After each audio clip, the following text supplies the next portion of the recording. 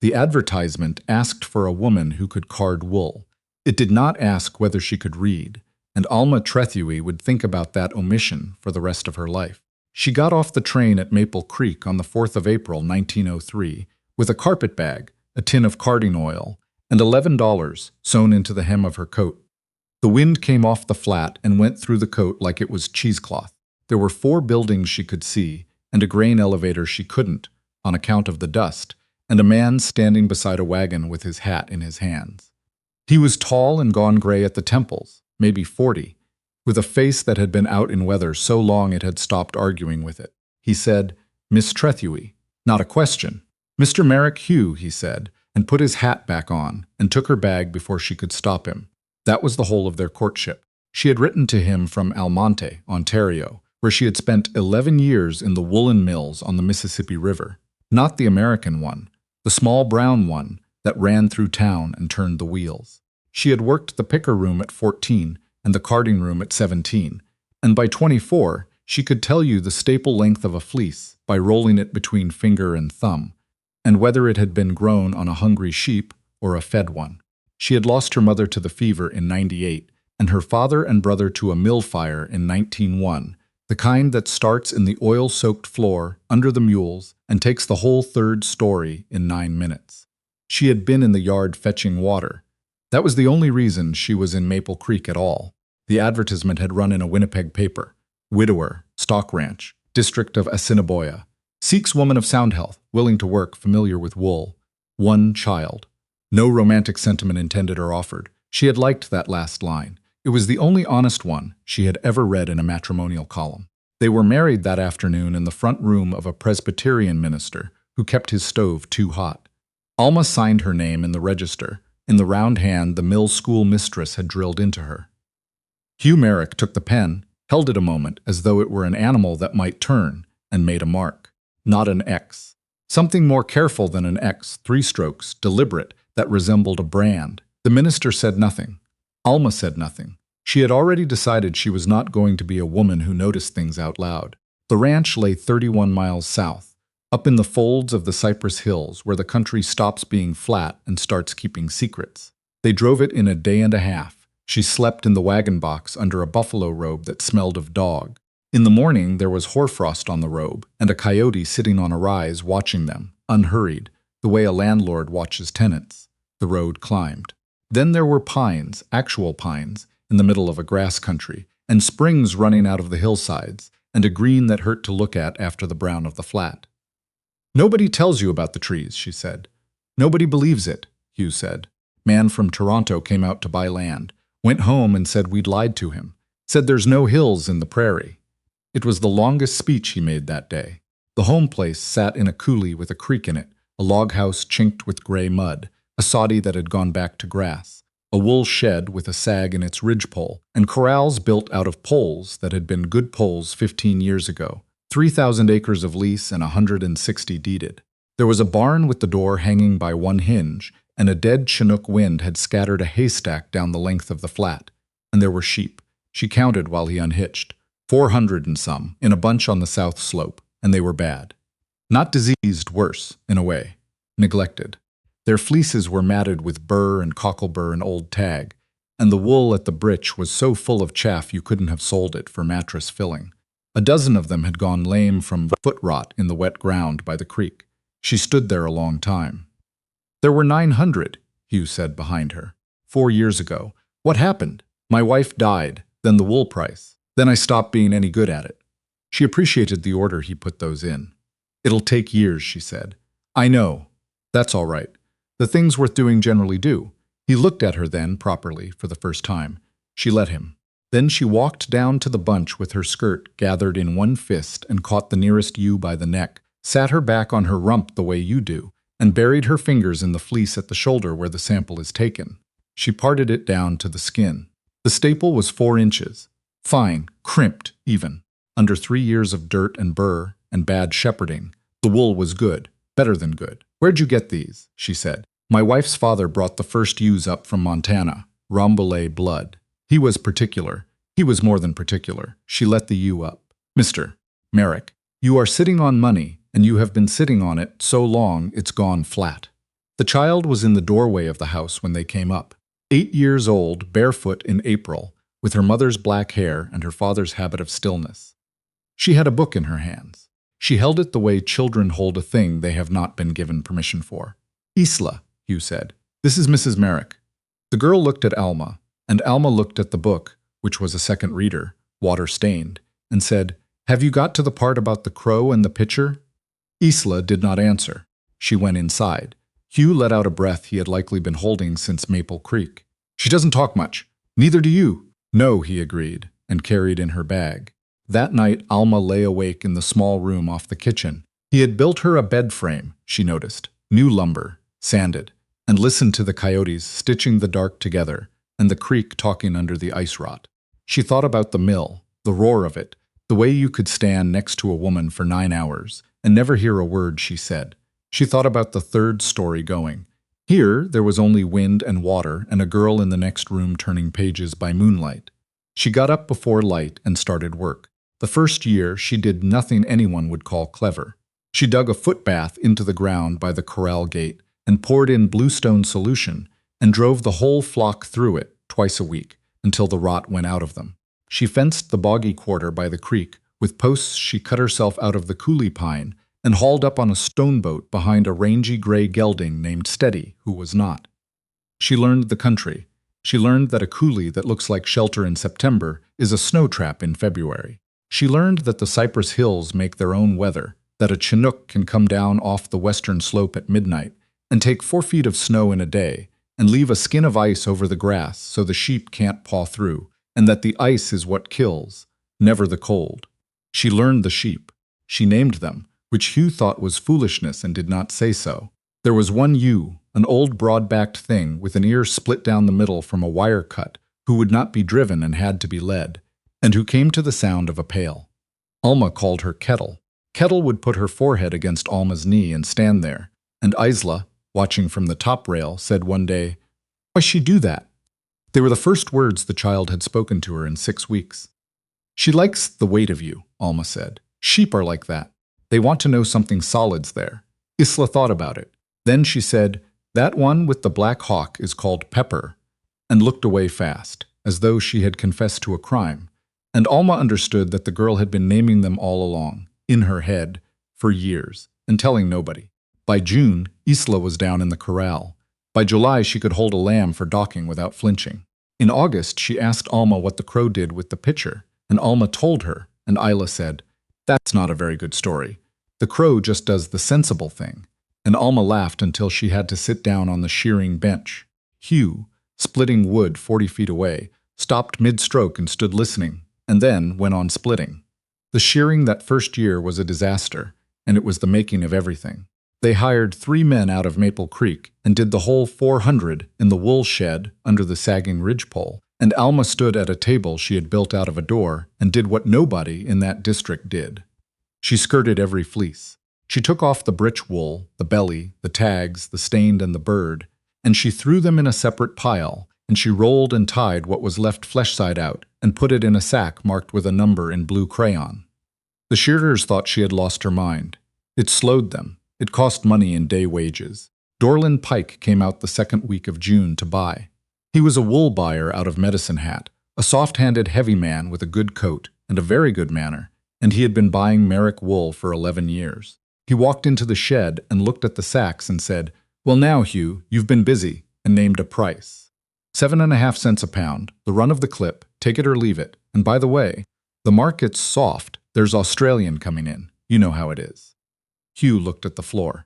Alma said, "That's a 2-cent price for a 10-cent clip." Pike turned. He had a way of smiling with his eyes that did not include his mouth. "And you'd be the new Mrs. Merrick." "I would be." "Mr. Pike, would you take that sack there and open it?" He didn't move, so she did. She cut the string and pulled out a fleece and shook it out on the table, and it fell open the way a good fleece does, clean and dense and lofty, the crimp running through it like weather over grass, and she pulled the staple and held it to the window light. 4¼ inches, she said. "Fine, no break, no tenderness, no cot. You could comb that." "That is a combing fleece, Mr. Pike, and there are 300 more of them in this shed, and I have already taken the breech and the belly off, so you cannot pay me chaff prices for it. That's not a territorial clip. That's a millman's clip. I know, because I sorted for a mill for 11 years. And if you sent me that on a Tuesday, I'd have paid you 17 cents for it in Almonte and thought I got a bargain. The shed was very quiet. Somewhere outside a sheep coughed. Pike put his hands in his coat pockets. Freight from here to Almonte would eat you alive. Freight from here to Almonte is 1.25 cents a pound. And I have the tariff sheet from the Canadian Pacific in my trunk.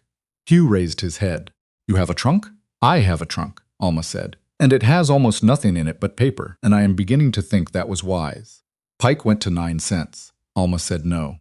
He went to 10.5 and said he was robbing himself, and Alma said that would be a novelty. And Hugh Merrick made a sound that was not quite a laugh and had to turn away. They didn't sell to Pike that year. They shipped 41 sacks east on the CPR from Maple Creek, consigned to a mill Alma had worked in, addressed to a foreman named Watt, who had once given her father a job, and in September a check came back for $462.80. It was more money than the Merrick Ranch had cleared in the previous 3 years put together.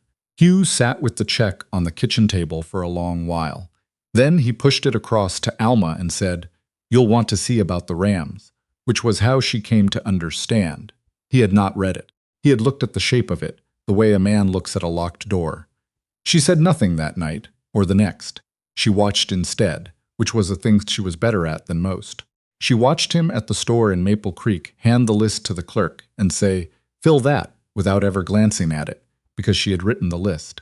She watched him keep his tally of the flock in a stick of soft pine, notched, 3 notches for 30 and a long slash for 100. She watched him take letters from the post office and put them in his coat, and, weeks later, put them in a trunk in the loft of the barn without breaking the seals. She went up to that loft in November when he was out riding the fence. The trunk was a soldier's trunk, tin-cornered. Inside there were 40-some letters and 2 years of the farmer's advocate, and a folded document that turned out to be the deed to the deeded quarter, and a photograph of a woman with black hair holding a baby, and at the bottom, wrapped in oilcloth, 3 letters in a child's careful hand, the kind of hand the Toronto teachers made you copy out until your wrist ached. They were from Isla. They said, "Dear Papa." They said things an 8-year-old says when she is trying to say something else. Alma sat down on the barn floor with her back against the trunk and understood that Hugh Merrick had been keeping his daughter's letters for years in a box he could not open and had never once let her see him fail to read them. She put everything back exactly as she had found it and went down and started supper. It took her until January to say it, and when she said it wrong. They were at the table, the lamp between them, and she had the wool ledger out. She had started a real one, in a bound book, with columns, and she pushed it toward him and said, "You should keep this from now on. It's your ranch." He didn't touch it. "Hugh, I know what you're doing," he said. His voice had nothing in it. That was worse than anger. "You've known a while. I could tell by how careful you got. I'm not being careful. I'm being kind." He said the word like it had a stone in it. "My wife read to me 11 years and never said the word out loud, and I thought that was a mercy. And after she was gone, I found out it wasn't, because when she died there wasn't a soul left on this earth who knew, and I couldn't ask a soul for help without telling them what I was. What you are," Alma said, "is a man who never went to school. Same thing. Out here it's the same thing. It is not remotely the same thing." She heard her own voice go up and pulled it back down. "Mr. Merrick, I was in the picker room at 14. I did not go to school either. A woman named Ruth Ann, who ran the burling table, taught me my letters on the back of a shipping tag on our dinner hours because she said a girl who couldn't read a contract would sign one. It took a year and a half. I was slow, and I cried about it twice." He was looking at her. "Twice," she repeated. "And I was 14 and had nothing else on my mind. You're a grown man running a ranch. It will take you longer, and you will be even worse about the crying." There was a silence, with a lot of weather in it. Then, very quietly, from the doorway, Isla said, "I could help." Neither of them had heard her come. Hugh put his face in his hands. He was not weeping. He was a man holding his own head still. And his daughter came across the kitchen floor in her nightdress and stood beside him and put her hand flat on his back, between his shoulder blades, the way you steady a ewe. They started that week. He was, as predicted, terrible about it. He would rather have wrestled a bull calf. He learned his letters off the flour sack and the coal oil tin, and the labels of the bluestone barrels, because Alma had decided the schoolroom was a bad place for him, and the world was a better one. Isla drilled him at the supper table with a slate. She was pitiless. She had her mother's black eyes and her father's stubbornness aimed straight back at him, and she would say, "Again, Papa," in a voice you could have shod horses on. By March, he could read a seed catalog. By May, he read the tariff sheet aloud, slowly, one finger under the words, and got the freight rate to Winnipeg wrong the first time and right the second. And Alma sat with her hands in her lap and did not say a word, because there are moments that will spoil if you touch them. Meanwhile, the flock came back. They bought 4 Rambouillet rams from a breeder at Cochrane on the strength of that first check, and 2 more the following spring, and Alma called hard. She sold off every ewe with a bad udder, a bad mouth, a bad temper, or wool that broke when you snapped the staple. It hurt to do it. It made no sense to a country where a sheep was a sheep, and you counted them, and that was the extent of the science. Hugh backed her. He never said why, and she never asked, and the neighbors drew their own conclusions. In 1905, the territories became a province, and there was a parade in Maple Creek, and a band from Swift Current, and Isla, 10 years old, rode into town on the wagon seat between them wearing a dress Alma had made out of gray sarge, and would not stop touching the collar of. That was the year they ran 940 head, and shipped 91 sacks, and put a new ridgepole in the wool shed.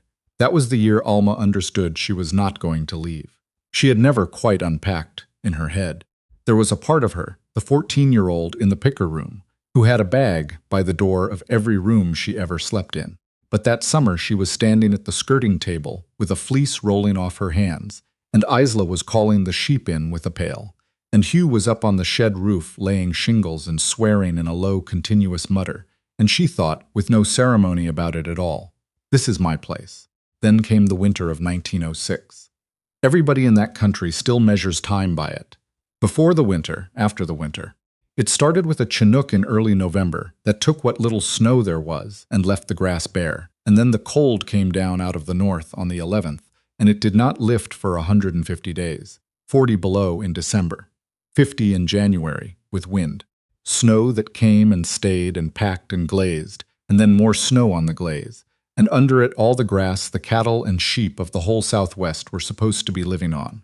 The cattlemen had turned their herds out on the open range in October, as they always had. That was the system. The grass keeps, the Chinook comes, God provides. Nobody put up hay. Hay was for people with no faith in the country. Alma had put up hay. She had put up hay in 1904 and been laughed at the Maple Creek stockyards for it, and in 1905 she put up more. And in the summer of 1906, she and Hugh and a hired Métis freighter named Ambrose Ducharme cut and stacked 70 tons of slough hay from the flats north of the hills, and hauled it home over 6 weeks.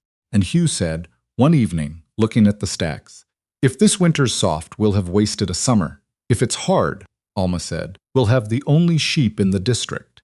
She had not meant it as a prophecy. She never forgave the country for making it one. In the second week of January, the storm came that they later called the Big One. It came at night, with no warning but a falling glass, and by morning you could not see the barn from the house door, and the sound of it was not a howl, but a low, steady roar, like the mill, like the third story going. The flock was in the sheltered coulee 2 miles south. It was where they always wintered them. The coulee had good cut banks and pine and had never failed. Hugh took the gray gelding at first light. Alma was to stay with the child. He did not come back by noon. He did not come back by 3. At 4 o'clock the light started going, and Alma put on his second coat and 2 pairs of his socks, and a knitted cap of Ila's. And she said to the girl, "You will stay in this house. You will keep the stove going. You will not come out for anything. Not for me. Not for your father. Not if the barn takes fire. Do you understand me?"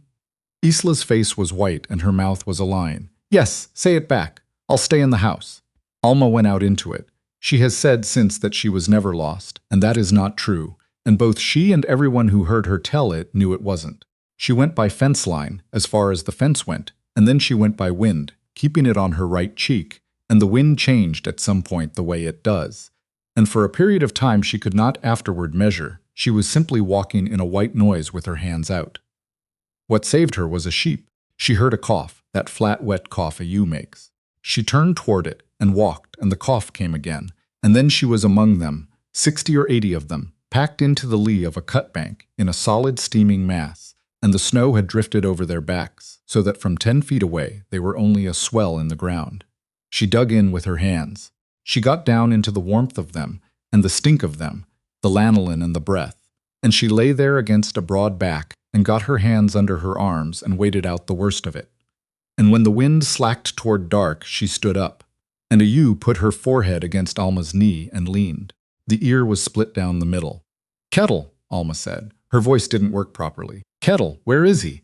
The old ewe wanted the pail. There was no pail. But she turned and walked, the way she'd always had to be led rather than driven, and the others followed her, because a flock follows a leader, and always has, and Alma followed the flock. And 800 yards down the coulee she found the gray gelding standing three-legged with his head down. Hugh was under a cut bank with his leg pinned by a fallen pine the horse had gone through the snow into. He had been there since 11 in the morning. He had chopped at the tree with a hatchet until his hand quit. He was conscious, and he was very calm, and when he saw her, he said, "You should not have come out." She said, "Be quiet, Hugh," and it was the first time she had ever told him to do anything. She dug him out with the hatchet and a lambing bar she carried in the coat pocket without ever knowing why. It took an hour and a half. The leg was broken below the knee. She got him onto the gelding, which was lame but not broken, and she walked at the horse's head with her mitt through the cheekpiece, and Kettle came behind her, and the flock came behind Kettle, 800 and some, strung out in the dark in a line a half-mile long over the crusted snow.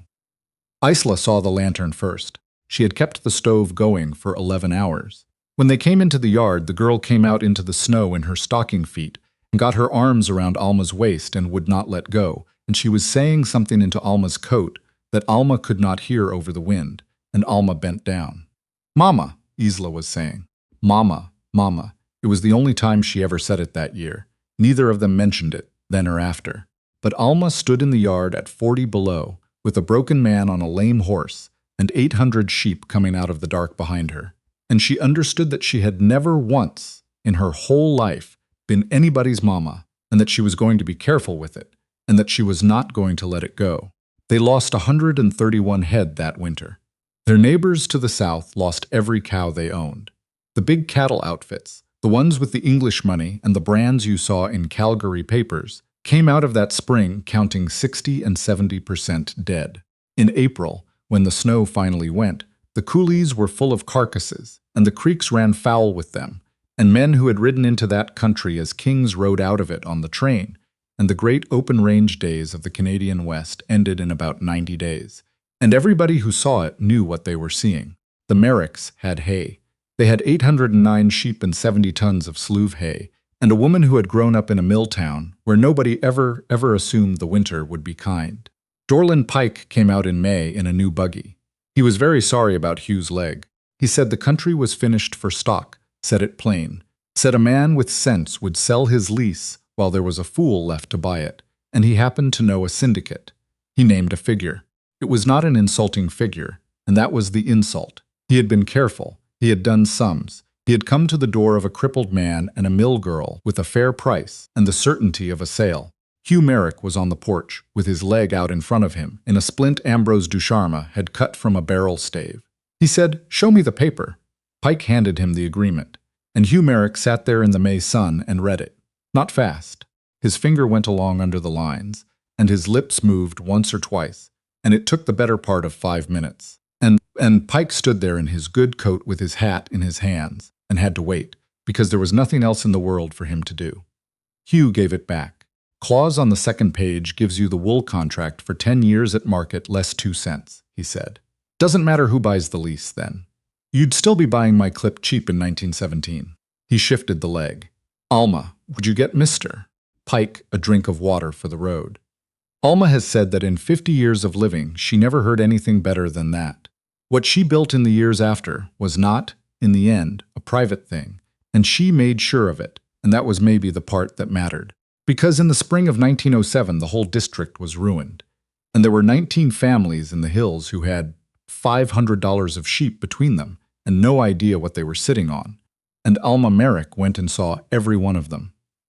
She took her skirting table apart and hauled it around on a stone boat. She stood in barns with dirt floors and showed women how to take the britch off a fleece and roll it flesh side out.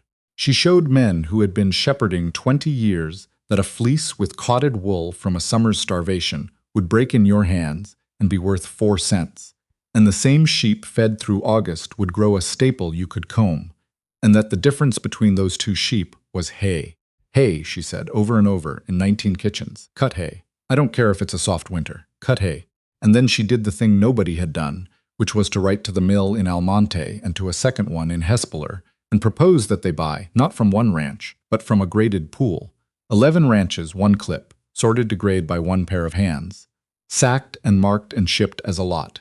She did the grading herself for the first 3 years. 14-hour days in the wool shed with the doors open and the light coming in level, and Isla beside her learning the touch, and the sacks going out to Maple Creek behind Ambrose Ducharme's 4-horse team. The first year the pool cleared 11.25 cents. Pike was offering 7. The second year the pool had 19 members and cleared 13. The third year the Cypress Hills wool growers had a constitution and a president who was a Scottish widow from Battle Creek named Winifred Tews, and a secretary who could not have written the minutes 10 years before, and now did it in a slow square hand that never once slipped. They called the clip Cypress Fine. In 1911, at the provincial exhibition in Regina, a fleece from a 4-year-old Merrick ewe took the medal for the finest wool grown in Saskatchewan, and the leader ran a photograph, and some newspaper man with more poetry in him than sense wrote that the Merrick flock stood on those bare hills like royalty of the prairie. Hugh cut the piece out and put it in the tin trunk, which by then had nothing else in it. Every other letter in that trunk had been opened and answered, over 4 winters, in his own hand, some of them 10 years late. He had written to a cousin in Ontario who had long since concluded he was dead. He had written to his wife's father in Montana, who wrote back, and he had taken out 3 letters wrapped in oilcloth in a child's careful hand and read them, alone in the barn loft with the door shut. Alma never asked what was in them. He never said. The school was Isla's doing. She was 16 by then, and there was nothing more to teach her at home, and the nearest school was in Maple Creek, 31 miles, and the nearest thing to a school in the hills was nothing at all. There were 41 children in that country between 6 and 14. Alma had counted them, ranch by ranch, on the wool pool rounds. 9 of them could read. It was Isla who said it at the supper table on an evening in February, with the same flat matter-of-fact voice she'd once used to say again, Papa. We've got a wool shed we don't use 10 months of the year. Hugh chewed a while. Floor's dirt, he said. Then we'll put a floor in it. He looked at Alma. Alma looked at her plate because she was not going to have any part of this, because it needed to belong to the 2 of them. It'd want a stove, Hugh said. It'd want a teacher, and the district want a school board, and there'd be a deed to sign for the land. Yes, said Isla. Hugh Merrick put down his fork. Then I'd best sign it, he said. They floored the wool shed with lumber freighted in from Medicine Hat and put in 8 double desks and a Waterloo box stove and a blackboard that came by rail in a crate, marked this side up and arrived on its side. The deed was drawn in Maple Creek, and Hugh signed it at the Land Titles Office on the 12th of September 1912, and it took him some time because he wrote his whole name out, both names, and he did not want it to be an ugly thing. The clerk waited. The clerk had waited for slower men. The first teacher was a girl of 19 from Moose Jaw named Clara Halliwell, who boarded with the Merricks and cried herself to sleep for a fortnight, and then discovered she was made of iron. 11 pupils the first year, 29 the fourth. They called it Cutbank School, after the cutbank where a woman found her husband alive, though no one who voted on the name said so, and it stood on Merrick land, and Merrick land carried the taxes for it. Isla Merrick took her teacher's certificate in Regina in 1916, and came home and taught in that shed for 31 years, in a room where the smell of lanolin never entirely came out of the boards, and where in June, at shearing, they moved the desks out and put the skirting table back in, and the children helped and learned to tell a combing fleece from a clothing fleece before they could do long division. There is a photograph of her on the step, taken about 1930, a tall woman in a dark dress with her mother's black hair, and behind her on the doorframe you can see a line of pencil marks where 40 years of children were measured. She never married. She said once, to a niece, that she had grown up in a house where 2 people were married in the way that mattered, and never once made a fuss of it, and that everything afterward had looked like a fuss.